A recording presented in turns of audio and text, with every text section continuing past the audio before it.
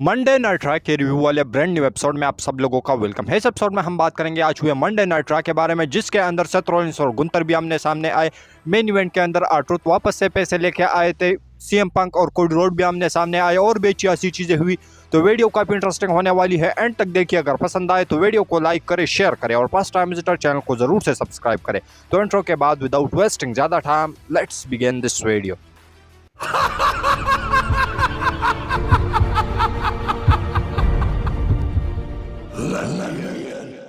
तो सबसे पहले जो शो की स्टार्टिंग है वो हमें देखने को मिलती है सेथ फ्रीकिन रॉलिंस के साथ। तो सेथ रॉलिंस आते हैं, लेकिन उन्होंने नी में जो है ब्रेज पहना हुआ था। वो आते हैं रिंग के अंदर, और जिस तरीके से वो नाच गाते हुए पहले आते थे तो आज बिल्कुल वैसे नहीं थे। बिल्कुल सिंपली वो रिंग के अंदर एंटर करते हैं और क्राउड उसके लिए काफ़ी ज़्यादा तगड़ा सपोर्ट भी दिखा रहा था और उसको उसके नाम के चैंट्स भी हो रहे थे। लेकिन सेथ रॉलिंस जो थे, ऐसा लग रहा था कि वो इमोशनल हो चुके हैं।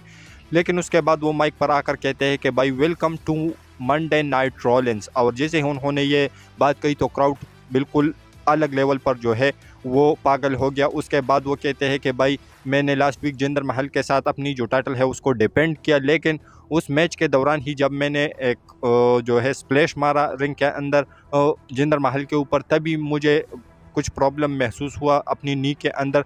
लेकिन जब मैंने टाइटल को रिटेन किया और उसके बाद मैं बैक स्टेज पर चला गया तो वहाँ पर मैं जो हूँ ऐसा सोचने लगा। मैंने ऐसा सोचा कि क्या मेरे जो सपने हैं वो अधूरे रहने वाले हैं, क्या मैं रेसलमेनिया के अंदर अपनी टाइटल को नहीं लेके जाऊंगा, क्या वहाँ पर मैं अपनी टाइटल को डिपेंड नहीं करूंगा, क्या मैं अपनी टाइटल को रिलिंक्विश करने वाला हूँ। ये सारी बातें मेरे जहन में चल रही थी, लेकिन मैं ऐसी कोई भी डिसीजन नहीं लेने वाला, क्योंकि सब कुछ डॉक्टर्स के हाथों में है। और मेरे MCL वो सारी जो चीज़ें हैं, जिस तरीके से उसके इंजरी के रिगार्डिंग अपडेट्स आ रही थी, तो वो सारी चीज़ें वो यहाँ पर डिस्कस करते हैं कि मेरे MCL में प्रॉब्लम है। और जैसे ही वो कुछ आगे कुछ और बोलने वाला था, तभी जो है थीम सॉन्ग बजता है गुंतर यानी इंपीरियम का। तो इंपीरियम पूरी की पूरी पलटन आती है रिंग के अंदर। उसके बाद जो गुंतर है वो माइक पर आकर कहते हैं कि भाई मैं तो तेरे ऊपर काफ़ी ज़्यादा प्राउड फील करता हूँ, जिस तरीके से तूने इस टाइटल को जो है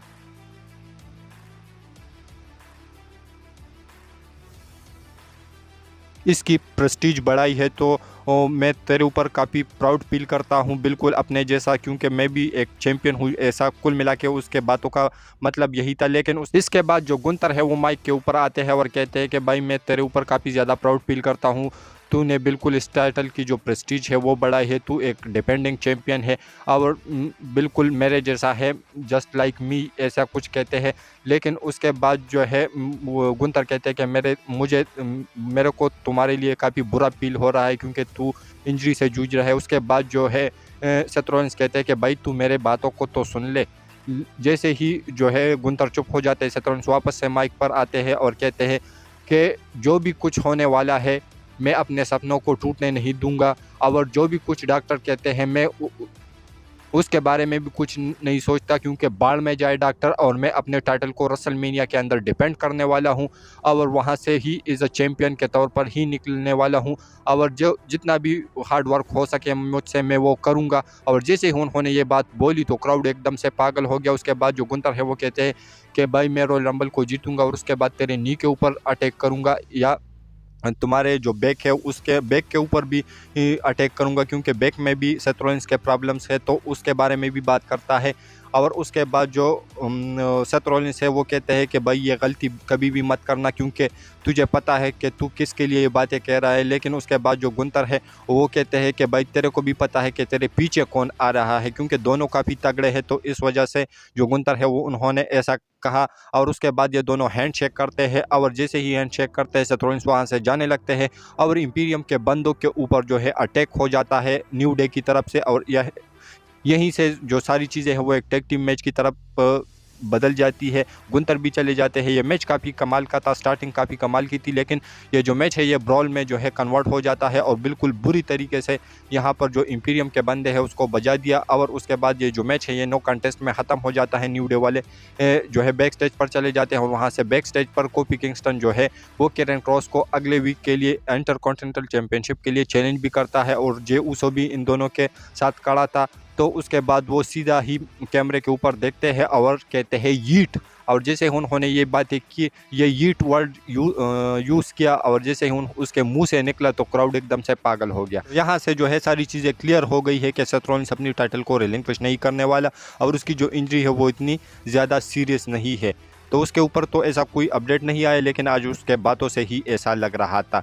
तो इसके बाद जो नेक्स्ट चीज़ हमें शो के ऊपर देखने को मिली वो था वुमेंस का मैच, जहां पर आइवी नेल पेश कर रही थी वल्हाला को, और इस मैच के अंदर जो आइवी नेल है उन्होंने विक्ट्री अर्न करी, वल्हाला को इस मैच के अंदर हरा दिया। इसके बाद जो नेक्स्ट चीज़ हमें शो के ऊपर देखने को मिलती है वो होता है नाया जैक्स का रिंग के अंदर आना। नाया जैक्स रिंग के अंदर आती है और कहती है कि भाई ये क्या मजाक चल रहा है। लास्ट वीक जो बेकी लिंच और रिया रिप्ली है एक दूसरे को कहते रही थी कि मैं तेरे को पेश करना चाहती हूँ, दूसरी कह रही थी कि मैं तेरे को पेश करना चाहती हूँ, लेकिन जो नाया जैक्स है वो कहती है कि यह ड्रामा नहीं चलने वाला, मैं रॉयल रंबल को जीतूंगी और उसके बाद इन दोनों को बताऊंगी। जैसे ही उन्होंने ये बात कही, बेकी लिंच का थीम सॉन्ग बजता है, वो आती है और कहती है कि ठीक है अब तुम्हारे पास मुद्दा भी है क्योंकि तूने मुझे हराया है, तो अगले 5 सालों तक तू इसी बात के ऊपर ही आकर प्रोमो कट करना। उसके बाद जो बेली है वो आती है कि मैं रॉयल रंबल को जीतूंगी और तुम दोनों ही हारोगे, और उसके बाद जो है अटैक करती है बेकी लिंच के ऊपर।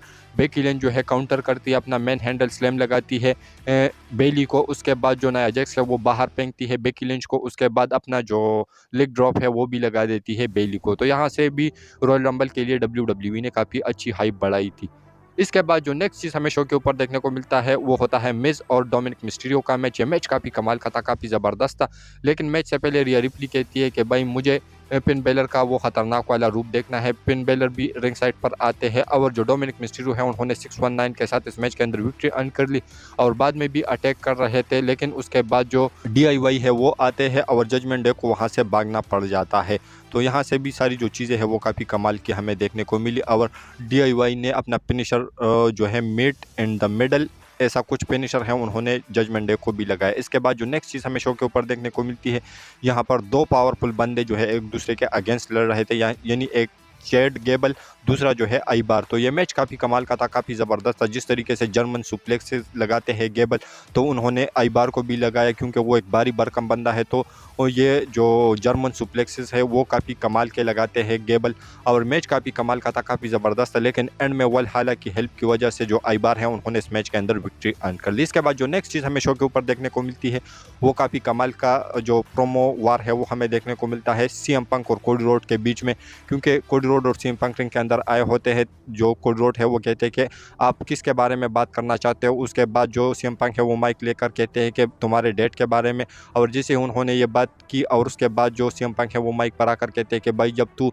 रेसलिंग के अंदर नया नवेला आ रहा था तो तुम्हारे जो डैड है उन्होंने मुझे कॉल की और मुझे कहा कि ये तुम्हारे अंडर ही रहेगा और तू इसको ट्रेन करेगा, और उसके बाद जो है तू रेसलिंग रिंग के अंदर आया क्यों, तूने मेरे अंडर ही काम किया। लेकिन जो कोडी रोड है वो कहते हैं कि भाई ठीक है मैंने तुम्हारे अंडर काम किया है, लेकिन मैं रॉयल रंबल के अंदर ये नहीं देखूंगा कि ये तू है या कोई और, बल्कि मैं रॉयल रंबल को जीतूंगा। उसके बाद CM पंक कहते हैं कि भाई तुम्हारा जो बाप था वो रेसलर था, लेकिन मेरा बाप एक इलेक्ट्रिशियन था, और तू जो है तूने जितनी भी सारी चीज़ें की है तुम्हारे बाप की वजह से तुम्हें सारा लेमलाइट तुझे मिल रहा है। ऐसा पॉजिटिव वे में वो कह रहे थे, नेगेटिव वे में नहीं कह रहे थे। और मैं जो हूँ मैंने सारी चीज़ें अपने दम पर की है क्योंकि मेरा बाप इलेक्ट्रिशियन था, CM पंक कहते हैं। उसके बाद जो कोडी रोड है वो कहते हैं कि अब भाई इस सारी बातों को छोड़ो, तुम्हारे पाइप बम्स प्रोमो के बारे में बात करते हैं। और जैसे ही उन्होंने ये बातें की तो CM पंक कहते हैं उन्होंने वो माइक से वो